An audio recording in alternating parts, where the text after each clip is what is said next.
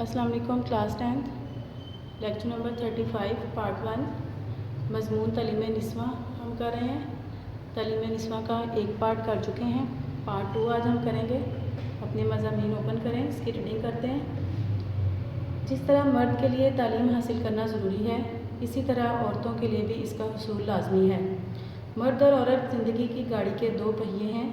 ظاہر ہے جب تک گاڑی کے دونوں پہیے صحیح طور پر کام نہ کریں، گاڑی کبھی منزل مقصود تک نہیں پہنچ سکتی۔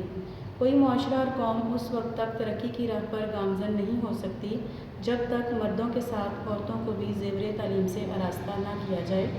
لوگوں تک دین کا علم پہنچانے کے لیے حضور صلی اللہ علیہ وآلہ وسلم کے ساتھ حضرت عائشہ رضی اللہ تعالیٰ عنہ نے بھی بہت اہم کردار ادا کیا۔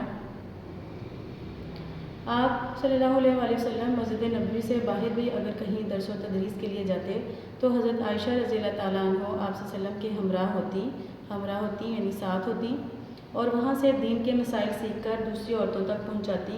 اسی لیے سب سے زیادہ احادیث حضرت عائشہ رضی اللہ تعالیٰ عنہ سے مروی ہیں، یہاں تک کہ حضور صلی اللہ علیہ وآلہ وسلم کے وصال مبارک کے بعد اکابر صحابہ کرام بھی جب کسی بات کی تصدیق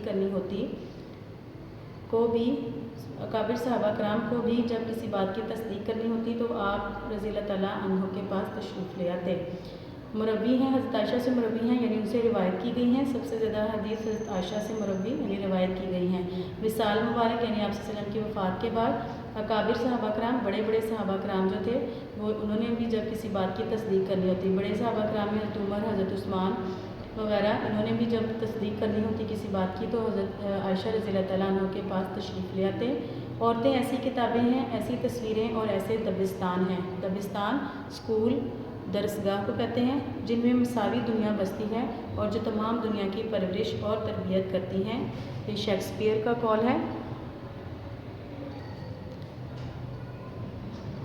بیگانہ رہے دین سے اگر مدرسہ زن، ہے عشق و محبت کے لیے علم و ہنر موت، یعنی اگر عورتوں کا مدرسہ زن سے مراد عورتوں کا مدرسہ، عورتوں کی درسگاہ، اگر عورتوں کو اگر دین کی تعلیم نہ دی جائے، اگر اس سے بیگانہ رہے عورتوں کا مدرسہ، تو ایسا علم و ہنر جو ہے وہ موت کے مترادف ہے۔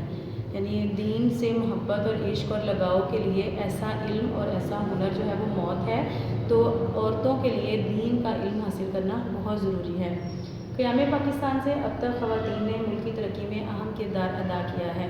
اسٹوڈنٹس، یہ جو پیراگراف میں ریڈ کرنے جا رہی ہوں یہ آپ لوگوں کے پاس نہیں ہوگا، یہ پیراگراف، یہ جو اولڈ ہم نے آپ کو ایسے دیا ہے اولڈ ہے، یہ اب نیو ایسے ہم نے جو ترتیب دی ہے اس میں یہ نیو پیراگراف جو ہے لیٹسٹ انفارمیشن ہے اس کے اندر، کہ اب جو پہلے تو خواتین کچھ تھیں جنہوں نے کردار ادا کیا، ملکی ترقی میں بہت اہم کردار ادا کیا، لیکن اب جو نئی خواتین ہیں، اب جنہوں نے جو کارنامے سر انجام دیے ہیں ان کے اوپر ہم نے اس کو جو ہے تھوڑا سا چینج کر دیا پیراگراف کو۔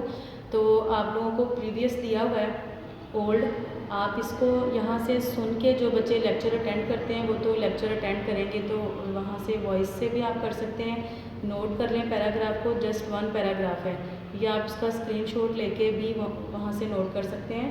تو جو بچے لیکچر اٹینڈ کرتے ہیں ریگولرلی وہ کوشش کریں کہ نیا پیراگراف ہی یاد کریں، ادروائز اگر جو پرانا بھی کر لیں گے تو کوئی مسئلہ نہیں ہے، ہم اس کو بعد میں چینج کر لیں گے۔ قیام پاکستان سے اب تک خواتین نے ملکی ترقی میں اہم کردار ادا کیا ہے۔ فاطمہ جناح، بیگم رانا لیاقت علی خان، صفیہ بیگم اور بیگم جہاں آرا نے قیام وطن میں اہم کردار ادا کیا۔ محترمہ فاطمہ جناح نے خواتین کی فلاح و بہبود کے لیے اپوا ادارہ قائم کیا۔ اس کے علاوہ شہناز لغاری کو ملک کی تاریخ میں پہلی خاتون پائلٹ ہونے کا اعزاز حاصل ہے۔ عائشہ فاروق پاکستان کی پہلی کمیشنڈ فائٹر پائلٹ ہیں، جبکہ مریم مختار ملک کی پہلی خاتون شہید پائلٹ ہونے کا اعزاز حاصل کر چکی ہیں، جنہیں ان کی شاندار کارکردگی پر 23 مارچ 2016 کو تمغہ وصالت سے نوازا گیا۔ میجر جنرل رفعت بیگ ملک کی تاریخ میں میجر جنرل کا عہدہ حاصل کرنے والی پہلی خاتون ہیں۔ دفاع کے علاوہ ملکی گورننس میں بھی خواتین نے اہم کردار ادا کیا ہے۔ Doctor Shamshad Akhtar state bank کی پہلی خاتون گورنر ہیں۔ عرفہ کریم دنیا کی کم عمر ترین سرٹیفائڈ مائکروسافٹ پروفیشنل، جبکہ ملالہ یوسفزئی ملک اور دنیا کی کم عمر ترین نوبل انعام یافتہ طالبہ ہیں۔ بقول شاعر، وہ قوم کسی شان کی حقدار نہیں جس قوم کی عورت ابھی بیدار نہیں۔ یہاں تک ہمارا سیکنڈ پارٹ ہے مضمون کا، جو ریمیننگ ہے وہ ہمارا تھرڈ پارٹ ہوگا نیکسٹ لیکچر میں انشاءاللہ۔ اس میں ہم مضمون کے ساتھ اپنا حصہ نثر میں سے نیا چیپٹر سٹارٹ کریں گے۔ چیپٹر نیم ہے مجھے میرے دوستوں سے بچاؤ، chapter number 5۔ Now open your text books, page number 47 ہے۔ Open your books on page number 47۔ یہاں پہ آپ کو مصنف کا تعارف نظر آ رہا ہوگا، سجاد حیدر یلدرم۔ اپنی پینسل اور اپنے ہائی لائٹر اپنے ہاتھوں میں رکھیں۔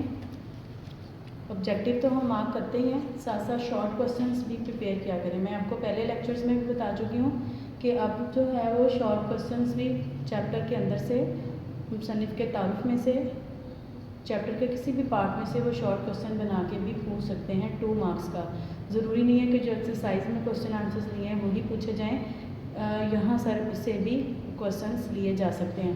تو آپ نے بہت کیئرفلی اس کو ایز اے کوسچنس بھی پریپیئر کرنا ہے اور ایز اے آبجیکٹیو بھی۔ سب سے پہلے سنِ پیدائش اور سنِ وفات کو مارک کریں۔ 1880 میں پیدا ہوئے سجاد حیدر یلدرم اور 1943 میں انہوں نے وفات پائی۔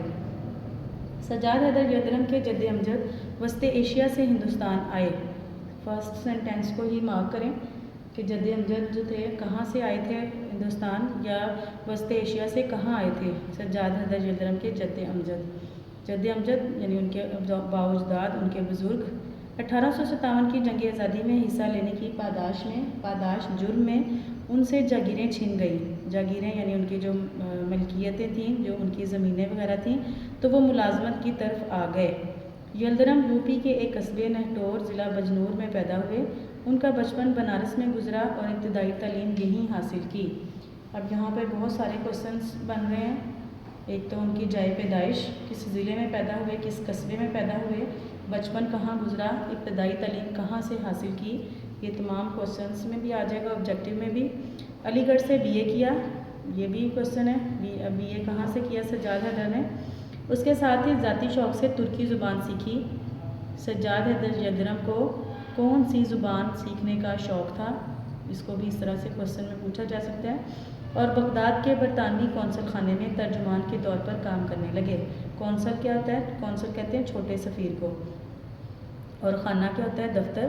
تو چھوٹے سفیر کا یعنی جو سفیر کا نائب ہوتا ہے اس کا جو دفتر، اس میں کام کرنے لگے۔ قونصل خانہ یعنی نائب، سفیر کے نائب کا دفتر، اس میں ترجمان کے طور پر کام کرنے لگے۔ ترجمان کون ہوتا ہے؟ ترجمہ کرنے والا، ٹرانسلیٹر۔